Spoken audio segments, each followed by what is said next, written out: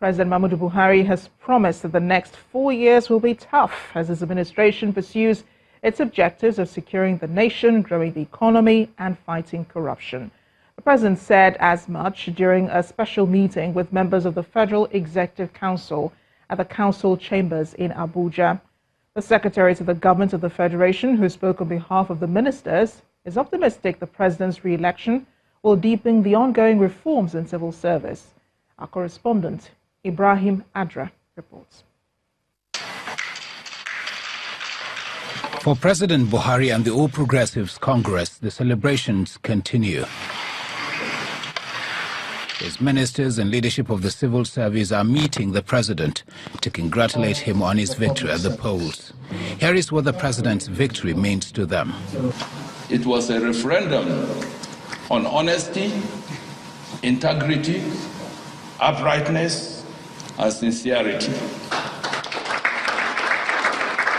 Mr. Mustafa believes the president's re-election means a lot for the civil service. This re-election will deepen the ongoing reforms aimed at strengthening its capacity for the delivery of good governance.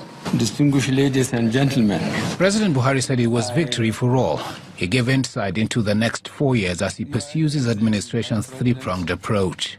I think it's going to be tough because people are very forgetful. That was why wherever I went, I reminded them of the campaign by my party or by our party of the three fundamental issues. Security, because I kept on saying, and I didn't mind even sounding like a broken gramophone record, that you have to secure a country or an institution to manage it properly. If you don't secure it, you can't manage it. The president is happy this meeting will afford him opportunity to clear his desk. It will save me time to catch up with what I had missed when I was trying to cover all the states and Abuja, mainly for two reasons. Firstly, to prove to the other side that I am fit.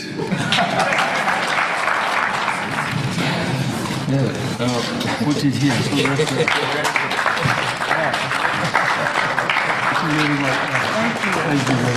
These ministers were appointed over 5 months after President Buhari took over in 2015. Indications are that the president will dissolve the cabinet before the commencement of his second tenure, secured in the February 23rd election, as is the tradition. From the presidential villa, Ibrahim Adra, Channels Television News. Meanwhile, the national chairman of the People's Democratic Party has ascribed the endorsement of a second term for President Buhari by foreign countries to the fear of their citizens being killed, as allegedly inferred by a statement credited to Governor Nasir El-Rufai of Kaduna State. At a press conference in Abuja, Mr. Secondus described the elections of February 23rd as a sham, saying it is a Nigerian problem that must be resolved by Nigerians. The clear effect of materializing the election, particularly in the South-South and the South-East, in addition to the killing of innocent electorate, was the obvious suppression of voters who were either scared or chased away. This election was for us, but for the intervention of the military to manipulate. And this may not be to the knowledge. The country is wide and huge. It may not be to the knowledge of the foreign observers. We will go to court. There is nobody that will stop us from going to court.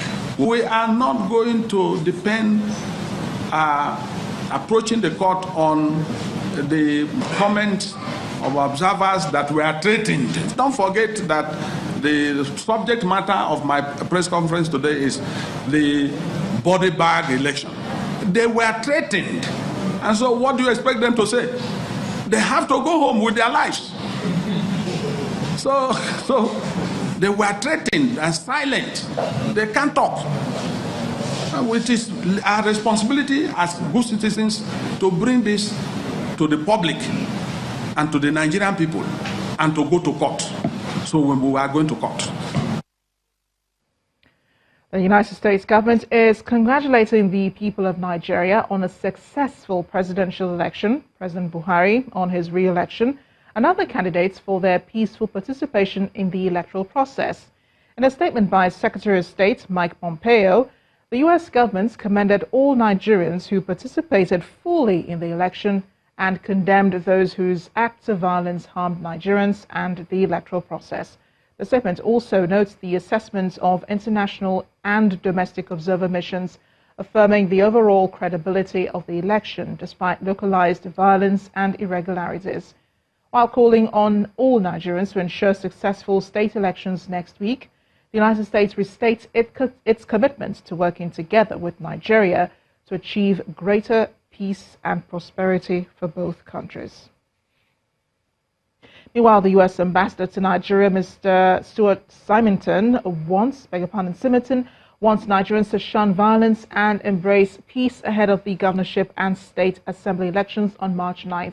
The U.S. ambassador was speaking during a visit to the governor of Zamfara State, Abdulaziz Yari, at the State House in Zamfara. Mr. Simonton says the security of the people should remain paramount to the country's leaders, as he insists they also have the responsibility to protect the country's democracy. Governor Abdulaziz Yari, on his part, gave the U.S. ambassador the assurance that the present administration will ensure the choice of the people count during the polls. Of the democratic process in these elections for the people of Zamfara, for the people of Nigeria, and for all of us in the world who believe in free people and free elections and free enterprise, because we believe that freedom will lead to prosperity and peace and security. The second thing I want to do is to underscore how important it is that every person be part of peace. The core of peace is probably both each individual taking responsibility and everybody together taking responsibility. It means that whether you're a supporter of a candidate or whether you've got an official role, whatever it is that you do, it means acting in such a way consistent with the law.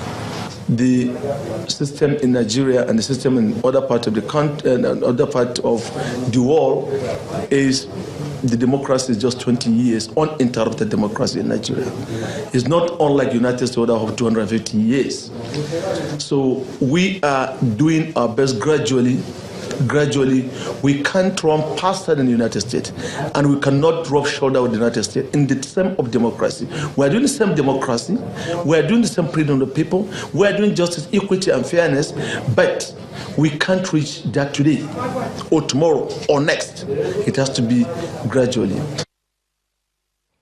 Back in the southeast, the governorship candidate of the People's Democratic Party in Imo State, Mr. Emeka Ihedioha, has received the backing of the Imo State Advisory Council of Elders, with notable Imo elders from the 3 senatorial zones endorsing the PDP flag bearer for the governorship race in the forthcoming elections on March 9th. Reading out a 6-point communique to journalists after a crucial meeting in Owerri, the Imo State capital, the group says after consulting and assessing all the governorship candidates, the candidate of the People's Democratic Party, that's Emeka Ihedioha, best satisfies the aspirations of Imo State and therefore adopt him.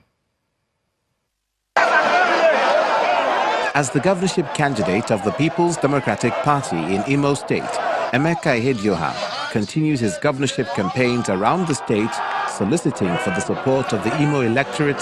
His ambition to be the governor received a massive boost following his endorsement by the Imo State Advisory Council of Elders. The elders, who were drawn from the 3 senatorial districts of the state and made up of former Minister of Commerce and Industry, Charles Ugwa, former Minister of Aviation, Kema Chikwe, former Governor of Imo State, Achike Udenwa, as well as a former Minister of Establishment in the First Republic, Innocent Waga, met at the Art Nouveau Event Center in Owerri, the state capital, where they resolved to throw their weight behind the PDP flag bearer for the governorship contest. If we allow things to go the way they were going, we might end up bequeathing to our children a situation of helplessness. In fact, they will become stateless. The good people of Imo State come out en masse and vote for Right Honorable Chukwuemeka Ihedioha of the People's Democratic Party on Saturday, the 9th day of March 2019. Another arm of the group, under the aegis of the Olu Elders Council, headed by the former governor of Imo State, Achike Odenwa, has also endorsed the candidacy of the PDP governorship flag bearer, Mr. Emeka Ihedioha. We have surveyed all the candidates that have emerged from all the political parties and adjudge Right Honorable Emeka Ihedioha as the best among them. The governorship candidate of the People's Democratic Party appreciates the elders for towing the path of truth. After a rigorous search for a candidate that Imo elders would support for governorship, I'm humbled, and it comes with it a sense of responsibility. It demands that I work harder, and by the grace of God, I'll be guided. With more ground to cover before the election day, the candidate and his campaign team are hopeful that victory is assured in the March 9th governorship election. Here in Lagos, the Federal High Court has granted a bench warrant for the arrest of the Attorney General and Commissioner for Justice in Akwa Ibom State, Uwemedimo Nwoko, the Commissioner of Finance in Sekan Nkan, the Accountant General Mfon Udoma, and Cashier of the state government, Margaret Upe. Justice Rilwan Aikawa granted the bench warrant at the instance of the EFCC, who told the court that the defendants are at large, and the warrant was necessary to ensure their presence in court at the next adjourned date of March 18th and 19th. The four Akwa Ibom state government officials are charged alongside the president of the Nigerian Bar Association, Paul Usoro, on 10 counts of conspiracy and conversion of an alleged 1.4 billion naira said to be property of the state government. The offence was allegedly committed in May 2016. Mr. Osoro has, however, pleaded not guilty to the charge, and the court admitted him to bail in the sum of 250 million naira, with one surety in like sum.